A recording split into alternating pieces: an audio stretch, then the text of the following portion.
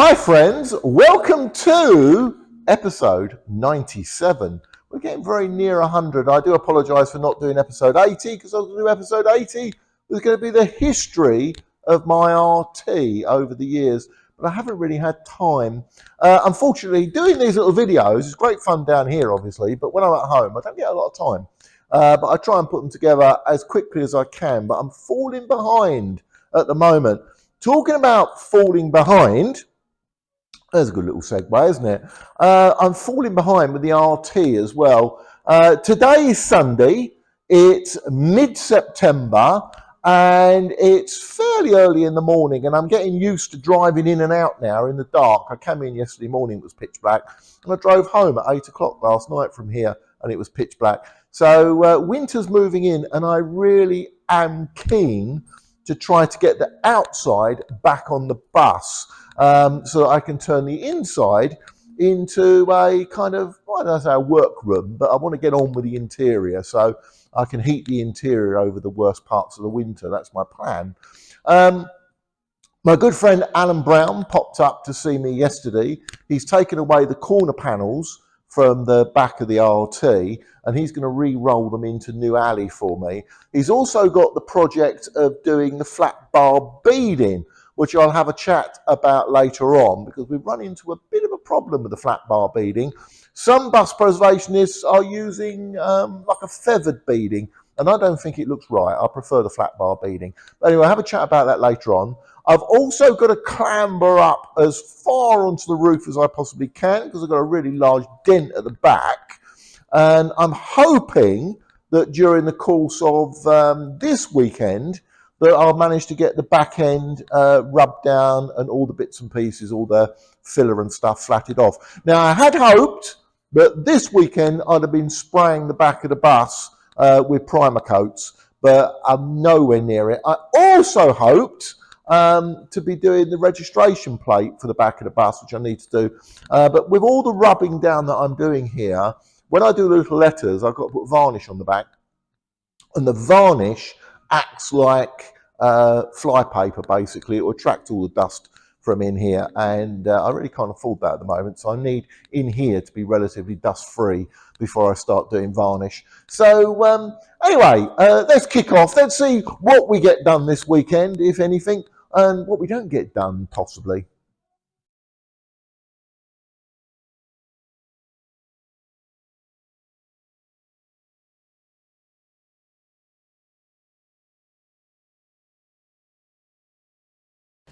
Right, I'll tell you what, let's kick off with this. Flooding the workshop floor. It's all right, it's not a pipe from under the RT that's gone bang or anything like that. What that is ages back, when I took that side of the bus out, oh, it feels like ages back now. It probably isn't actually if you look back that far.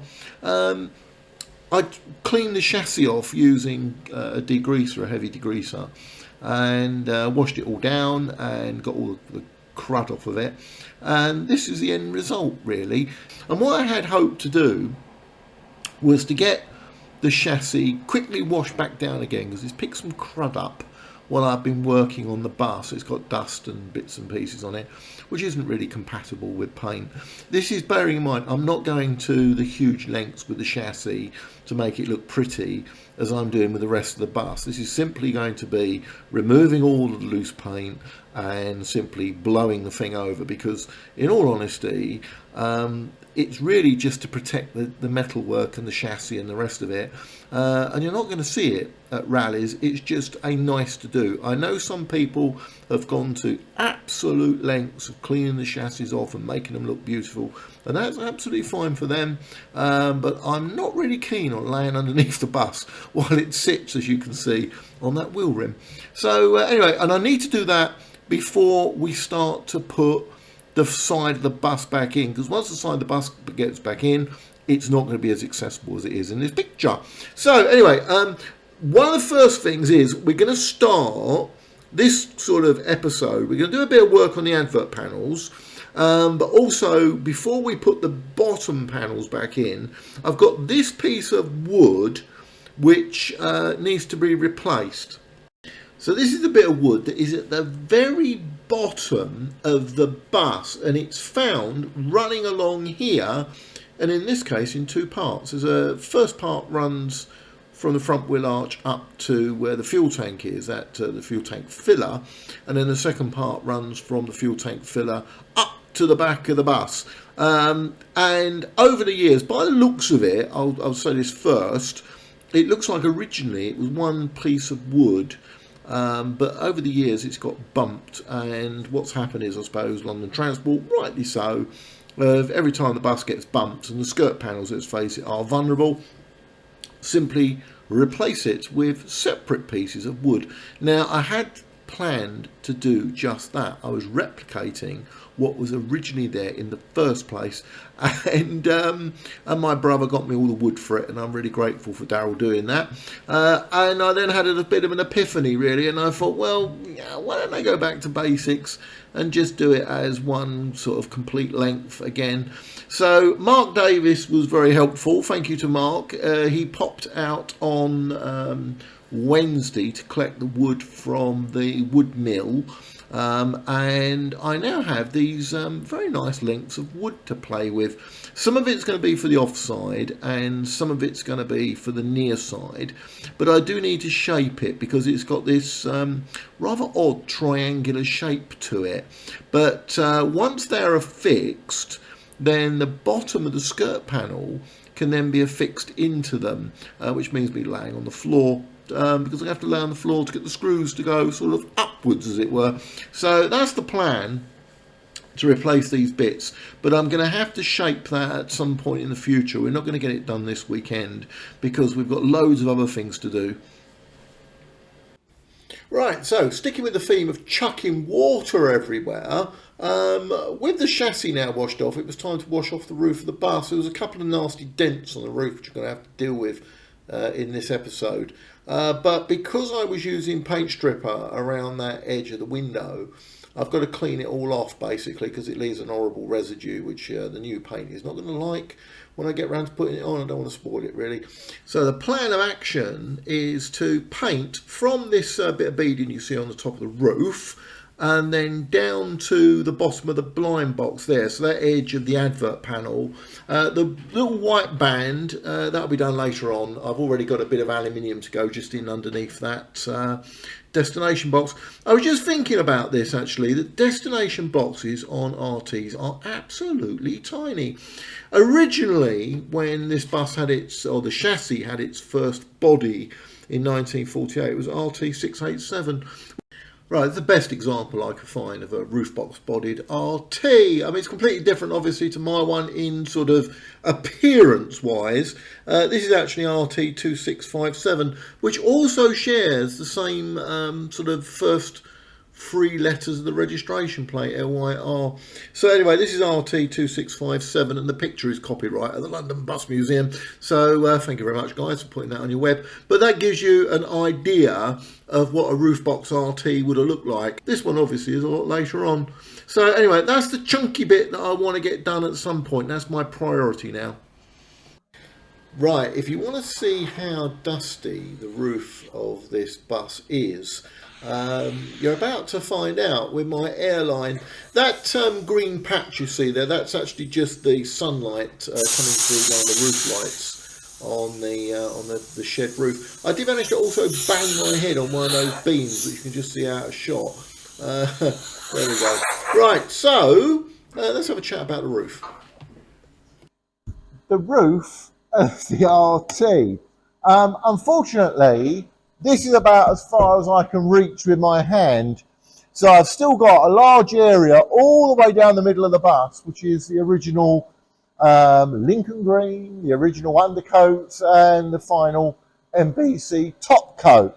And it will have to be removed at some point. I'm going to have to get a gantry up here to get to there, because frankly on this ladder I just can't reach.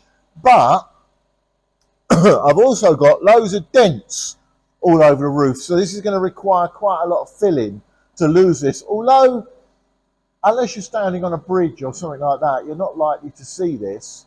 But unfortunately, I'm going to fix it at some point. What I want to do is I want to do the back of the bus, that last panel at the back, which is it's got a big dent in it. It's about the size of a dinner plate. It's a really big one. So that needs to be filled. And what I would like to do is, as part of this process of painting the rear of the bus, is just to get the rear dome painted in, and at least in primer or undercoat, at least that stage. So I'm still working on the back of the bus, as you well know. But anyway, this is a project for the future. Oh, by the way, I was setting the camera up yesterday on the roof of the bus, where you are now, funnily enough, which is actually on one of the beams in the shed. And unfortunately, I dropped the camera, and it landed down there somewhere. And it's got my iPhone. It's got 3 little lenses on the back, and it broke one of them. So one of them's now broken. I have to go to the phone shop on Monday and get it fixed, which is a bit of a shame. But anyway, at least I've got this sort of forward-facing one. Anyway, let's go on with this. So this is that large dent you saw earlier on. It is about the size of a dinner plate. God knows what hit it. I mean, that looks actually like a tree has gone along it or something. And then it's just caught that back end. So, right, what I'm doing here, I've got very limited clearance between that panel and the interior ceiling. So I'm being very, very careful with the drill to drill out these little holes. And there's a purpose for them. Normally you would use a thing called a slide hammer. And what it is it's got like a screw on the end. Here's a self-tapper, look. Here's a self-tapper I found earlier.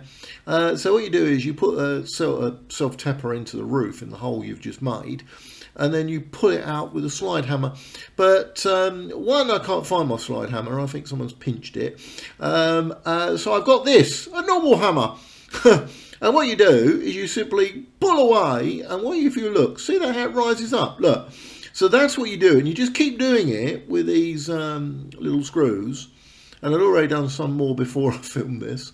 So yeah, so that's what you do just to get it out. But it does leave a sort of a little sort of upright bit that sort of sticks out. So you don't want to go too much with it. So I'm going to have to plonk a bit of wood on it just to check I've got my levels right. And then once the levels are in, then we can start filling it. I will point out for my regular correspondence, Brian Watkins at Otago, we never did that old we took the whole thing off and tapped it out and got it straight. Well, yeah, I suppose that's one way of doing it, but it means that little bit of beading, if you see that bit of beading that runs across, and it's probably got about 100 rivets in it, I would have to remove that, and I can't, as I mentioned before, I can't get to that centerpiece. So not without the gantry that I need to get. I need to bring gantry up from work actually. So there we are. So that is me just reducing down some little bits that I had stuck up a little bit too high when I pulled the thing out. So anyway, so that's it. Now I'm just going to get that right, and now I'm going to get the filler out. So out comes the tin of filler. This is old filler actually. This is an old tin that I've got. It's almost down at the very bottom.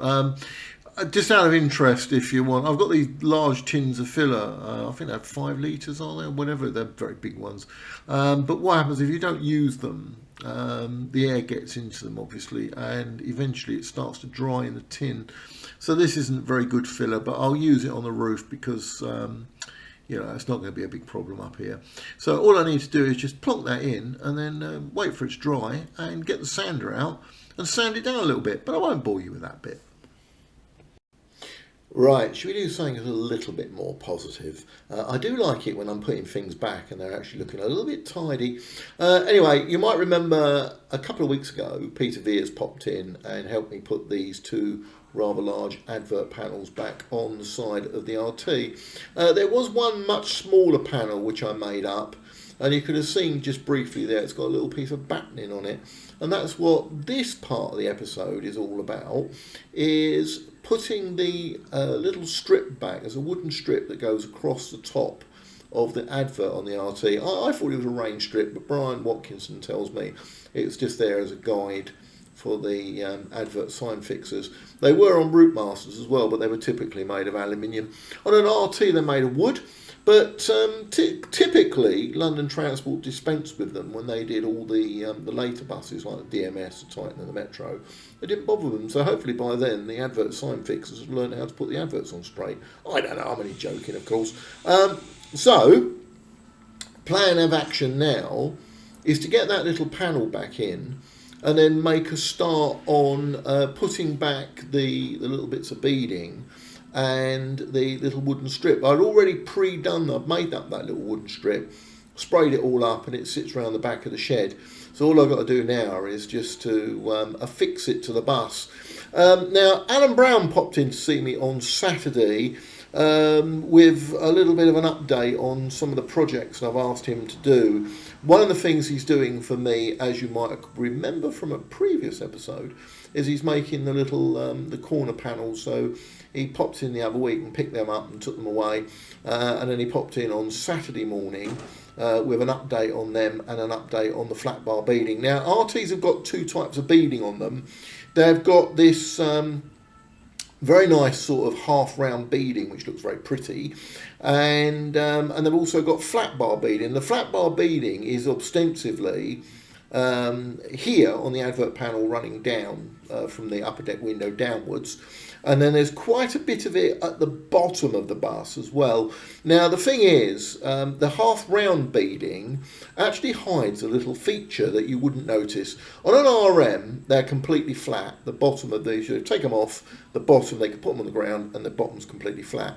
But on an RT they are half round, actually inside, and the reason for that is that just on the bottom of that panel you might notice there's a little copper strip, and what you do is you put that copper strip back, and it can sit, or it does sit, just over the top of the two panels. So what you need to do is to make sure that your beading hides it, and that's exactly why you've got this little crescent shape on the round beading. So anyway, here I am drilling the holes to get that panel back on, but now I think we might be nice to have a little update from the workshop. Houston, we have a problem. We have lots of problems, but this is one specific problem. Now, you might remember Alan Brown popped in yesterday to see me to pick up the curved panels. I've also asked Alan to do the flat bar beading, which basically fits here, right? And he says a little bit of a problem because he's got a lot of things on at the moment, so he's had to push it a little bit into the long grass, unfortunately. As a result of which, I really do want to be getting on with this, and I really want to be getting the beading back on.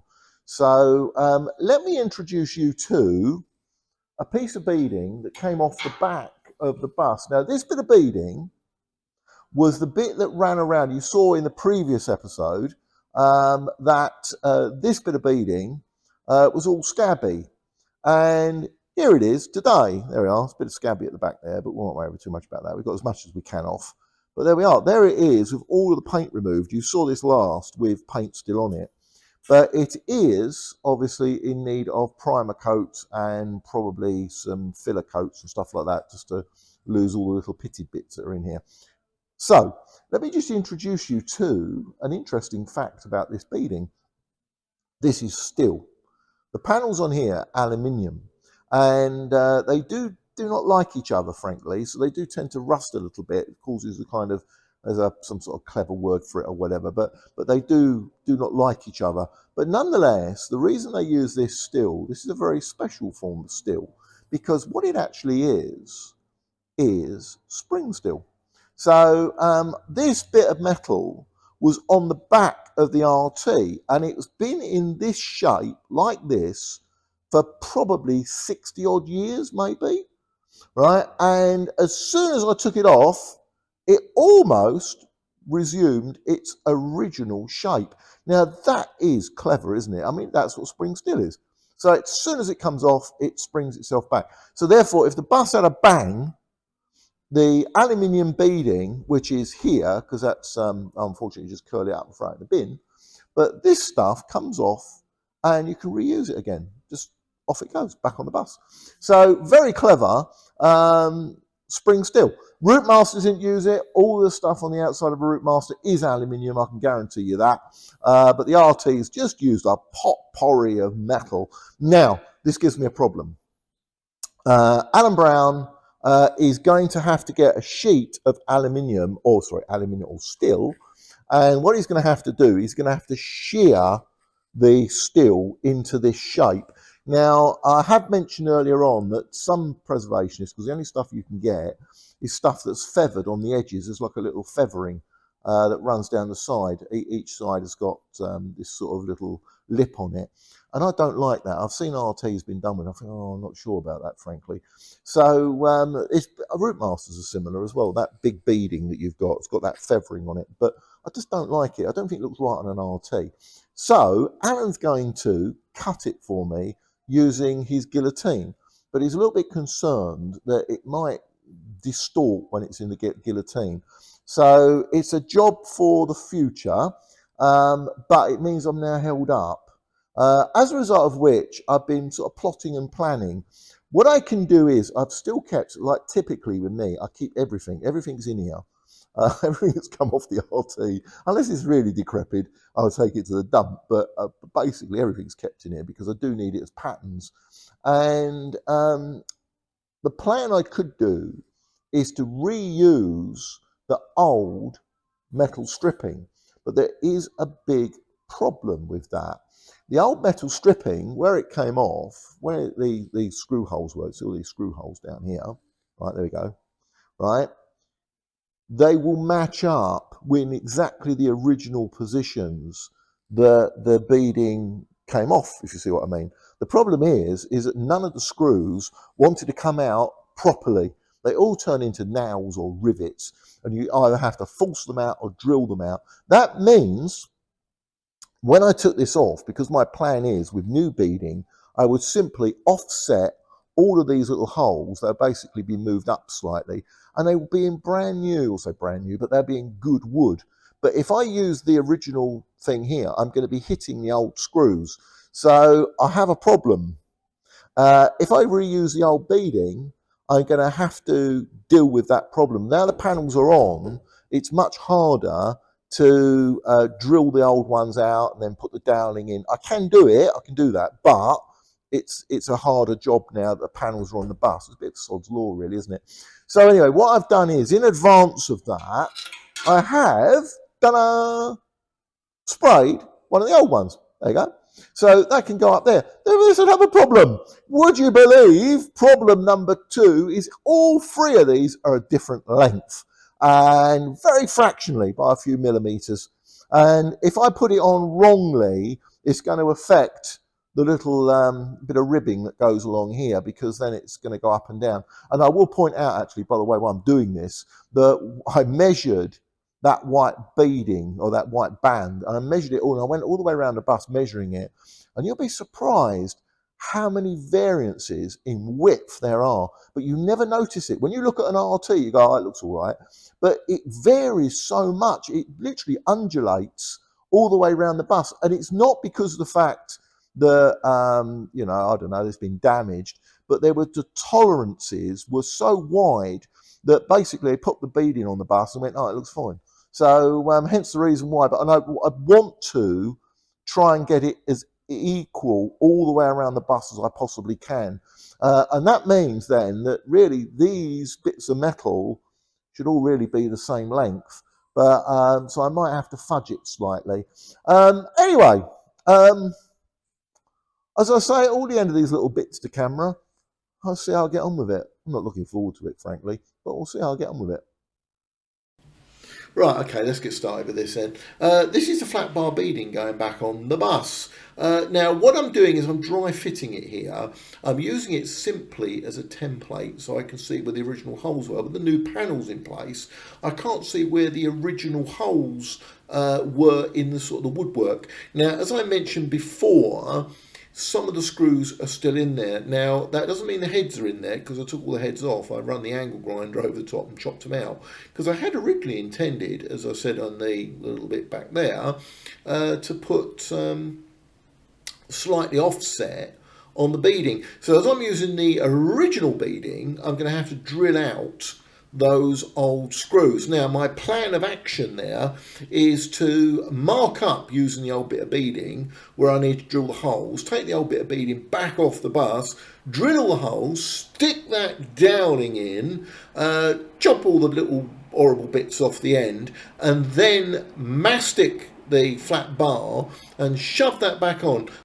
So right here is the first flat bar put back on the bus. You may notice a very slight colour variation. It is the same paint, so I don't know why it's a very slight colour variation. But anyway, let's not get too distracted by that, shall we? So right, this picture is the first of that wooden beading to go back on. The laser line is helping me get it straight because it's just a standard bit of wood really, and it sort of wobbles all over the place. It's not got a lot of rigidity in it, so I needed the laser line just to get it straight. And each one has probably got about 25 wood screws in it because I had to countersink all screws. And I've got to go back later on, it's going to be incredibly dull unfortunately, and fill all the little holes I made when I put the wood screws in. So yeah, that's going to take up time. If you look at the back of the bus, you can see the blind box is still in a rub down state.